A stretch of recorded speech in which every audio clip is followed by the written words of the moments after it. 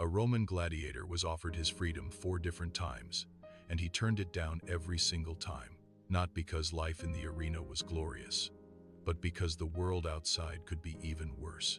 That choice exposes a truth most people never hear. Gladiators weren't meant to die quickly. They were engineered to survive, to suffer longer, and to be used again and again inside one of history's most calculated systems of human exploitation. Everything you think you know about gladiators starts to fall apart the moment you understand one simple fact. Most of them were not meant to die in the arena. On average, only about 1 in 5 gladiators died in any given match. At first, that sounds almost merciful. It sounds like restraint. It sounds like respect for skill. But that survival rate had nothing to do with compassion. It existed for one reason only: money. Gladiatorial combat was not just spectacle. It was an economy, a tightly regulated, ruthlessly efficient system built to extract long-term value from human bodies. Gladiators were assets. They were owned, priced, rented, insured, and depreciated. A lanista, the man who owned and managed them, would rent fighters to wealthy politicians or sponsors staging games. A mid-level gladiator could rent for hundreds of denarii per appearance. An elite fighter cost thousands. But the real rule was hidden in the contract. If a gladiator died during your event, you didn't just lose the showpiece. You paid a penalty worth 50 times the rental fee. One death could wipe out a fortune, so everyone involved shared the same incentive: keep them alive. Not because they mattered as people, but because dead gladiators were catastrophic losses. Training a fighter took years and enormous expense. By the time a gladiator stepped into a major arena, his owner might have invested the modern equivalent of millions. Killing him quickly made no sense. Letting him live, heal, and fight again was far more profitable. This is where the system turns darker instead of kinder. Survival did not mean safety. It meant longevity inside a machine designed to wear you down slowly. Most gladiators fought only 2 or 3 times per year. That pace was deliberate. It maximized recovery while extending careers. But careers were short. Very few survived more than 10 fights. Do the math. 3 to 5 years of waking up every day, knowing that your next appearance carried a 20% chance of death. 3 to 5 years of watching men you trained with disappear through the gate and never come back. When a man entered a gladiator school, he swore an oath. Not loyalty, not honor. An oath to endure being burned, chained, whipped, and killed by the sword. Those words weren't symbolic.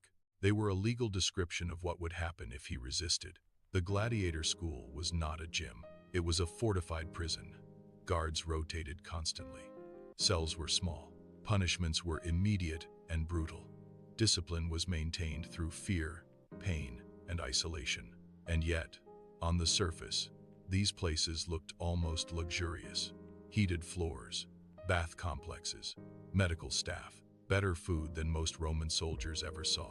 Gladiators ate well, slept indoors, and received professional medical care. This contrast is disturbing because it reveals the truth.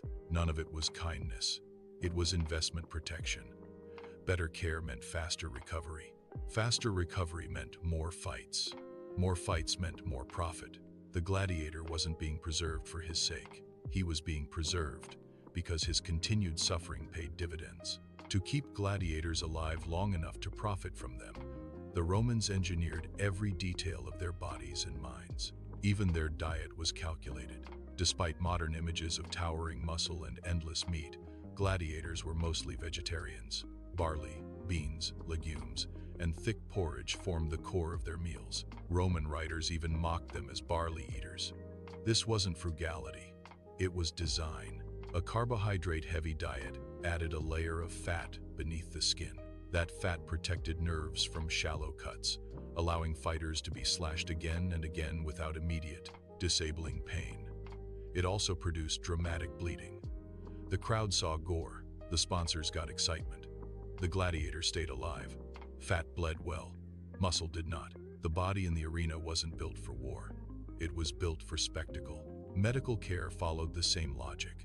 Gladiator schools employed skilled physicians who specialized in trauma. Wounds were cleaned with wine and vinegar. Bandages were soaked in acidic solutions to slow infection. Bones show that many fighters survived head injuries that would have killed ordinary soldiers. Skulls with healed fractures prove that men were injured, patched up, and sent back out again.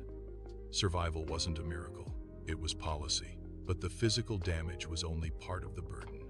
The psychological pressure was relentless. Imagine living in a closed compound where death was routine. You trained beside men who wouldn't return from their next match. You ate with them, slept near them. Then one day, their place was empty. No ceremony, no pause, just another body removed from the roster. Isolation made resistance almost impossible. Men who spoke the same language were deliberately separated. A fighter from Gaul trained beside a Greek, a Thracian, a German, an African. Communication was fragmented by design. Guards rotated schedules unpredictably. Any attempt at coordination could be punished instantly. Whippings, burning with hot irons, beatings severe enough to kill. The message was clear. You survived by complying. Some men couldn't endure it. Ancient sources record novice gladiators killing themselves before their first real fight. They hadn't even entered the arena yet. Simply understanding what lay ahead was enough to make death feel preferable. That fact alone tells you everything about the system. This wasn't heroic struggle. It was controlled despair. In the arena, even equipment worked against them. Helmets restricted vision. Some enclosed the entire head with narrow eye slits, limiting peripheral awareness and trapping heat. Fighters learned to move within those limits, striking predictable angles, following choreographed patterns that maximize survival while maintaining the illusion of chaos. Archaeological evidence shows wounds clustering on specific parts of the skull, proof that combat followed strict, repetitive rules. And then there were the diseases. Open wounds met sand soaked with blood, animal waste, and decay. Tetanus was common. Skin infections spread rapidly in crowded barracks. A virus so prevalent among fighters was eventually named after them. It never left the body, a permanent mark of life inside the school. Mercy, when it came, wasn't moral. A defeated gladiator could raise a finger and ask to live. The crowd reacted, but the sponsor decided. Killing a fighter meant paying an enormous penalty to the owner. Sparing him was usually cheaper. Mercy was an accounting decision. Only rarely were matches staged to end exclusively in death. Those contests were expensive, risky, and reserved for special occasions. Most of the time, the goal was continuation. Another fight, another payment, another year squeezed out of a human being whose body still produced returns. Not everyone who entered the arena was meant to survive at all. Alongside gladiators existed a parallel system of pure extermination. Prisoners condemned to face wild beasts were not trained, protected, or preserved. They were tied to stakes, given little or no weapons, and thrown before starving predators, lions, leopards, bears, packs of dogs. There was no mercy gesture, no chance of survival. Ancient writers describe crowds watching single animals slaughter dozens, sometimes hundreds, of people in one event. The terror of this sentence was so extreme that many chose death on their own terms. Prisoners strangled each other in their cells. Some snapped their own necks. Others suffocated themselves rather than step onto the sand. That level of desperation makes one thing clear. Whatever awaited them in the arena was worse than dying beforehand. Yet even here, economics intervened. Some criminals were sentenced not to immediate death, but to years inside a gladiator school. They trained, fought, and if they survived long enough, earned freedom. Survival was possible, at least on paper. So possible, in fact, that emperors eventually had to remind magistrates that death sentences were supposed to end in death, not turn into long-term investments. This brings us back to the gladiator who refused freedom. Flama was offered release 4 times, 4 chances to walk away. He declined every one. The sources don't tell us why, but the system gives us clues. Outside the arena, a former gladiator faced poverty, stigma, and danger. Inside, he had food, structure, status, and a warped kind of security. The machine was so effective that some men could no longer imagine life beyond it. That is the true horror of the gladiatorial system.